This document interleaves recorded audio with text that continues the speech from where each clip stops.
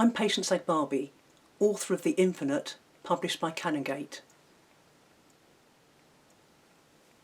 I've written 4 books of poetry, but this is my first novel and my first book for kids.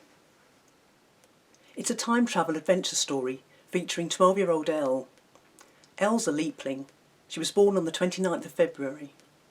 In this book, a small percentage of Leaplings have the gift, the ability to leap through time. On her 12th birthday, Elle and her best friend Big Ben go on a school trip to the Time Squad Centre in 2048. She's received a strange message from the future. Leaplings are disappearing in time. Elle must solve the mystery of the missing Leaplings and save the world. The book's written in first person, in Elle's voice, which inspired me from the outset. Elle is autistic. I wanted to write from the perspective of an autistic girl, because you don't find many autistic girls in fiction, and you certainly don't find many black autistic girls into language and athletics. I'm into both myself, and followed the old adage, write what you know. The book's primarily about Elle, overcoming her difficulties and playing to her strengths. When she's stressed, she becomes tongue-tied, unable to speak.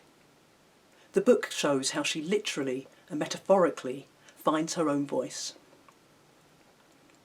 Elle loves wordplay, beginning with her own name. Elle is a palindrome. It reads the same way backwards and forwards, which fed into the time travel concept too. Most of the key characters have names relating to time, like Big Ben, Quasi, Noon and Millennia. The book was definitely character-led.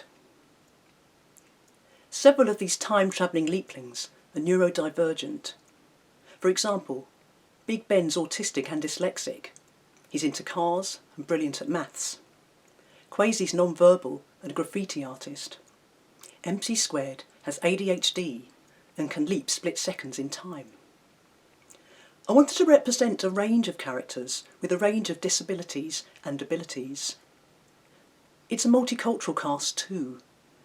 Diversity on all levels was very important to me in creating this book, and I especially enjoyed creating the characters. One of my young readers said, "I love this book because every character has a unique personality, which was portrayed wonderfully through their actions and decisions." The book also pivots on multiple meanings from the word leap. The Summer Olympics only happen in a leap year, and one of the most exciting achievements was Bob Beamon's phenomenal leap in the 1968 Olympic Games. Fellow long jumper Lynn "The Leap" Davis said at the time, "He has broken the Olympic record by a half-century." This made me think, what if a small percentage of Leaplings could leap through time? Setting the book in 2048 led me to imagine what the near future might look like. Would flying cars and jetpacks be normal? What fuel would they use? What would the weather be like? What kind of food would we eat? 2050 is the conservative deadline for us to reduce carbon emissions, and 2048 was the closest leap year to that. I took on some serious ecological issues, yet wanted to maintain a balance in tone.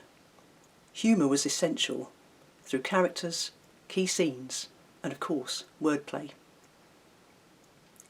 I set out to create a rite of passage novel via a 12-year-old autistic girl.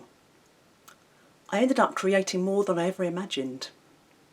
It was a lot of fun writing the book, and I hope you have as much fun reading it.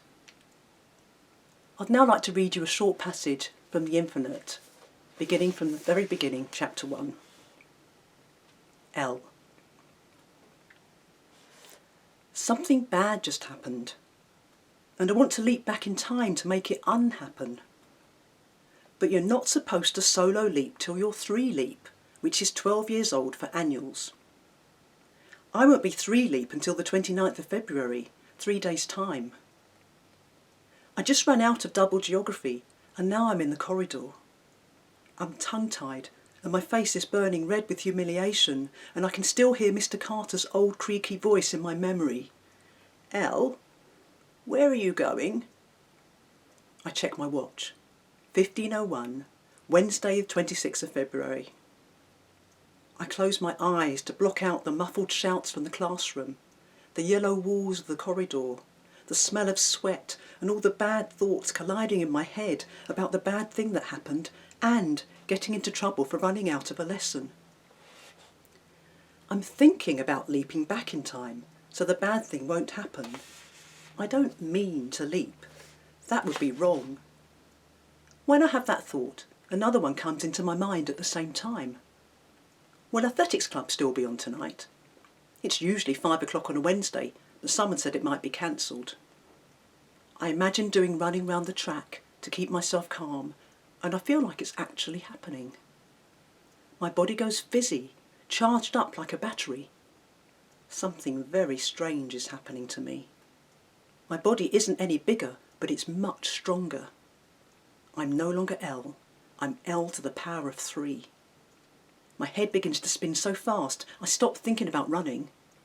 I try to think about nothing at all, but I've never felt so happy, like I could take on the whole world. I clasp my hands tight. Everything goes dark. I hear a door open. Classroom chatter pours out like a tidal wave. I open my eyes. Things slowly come into focus, like my eyes are a camera. I'm sitting on the grass by the school track next to the long jump pit. My watch says 1700. My mouth is a capital O. I just slept 1 hour, 59 minutes into the future.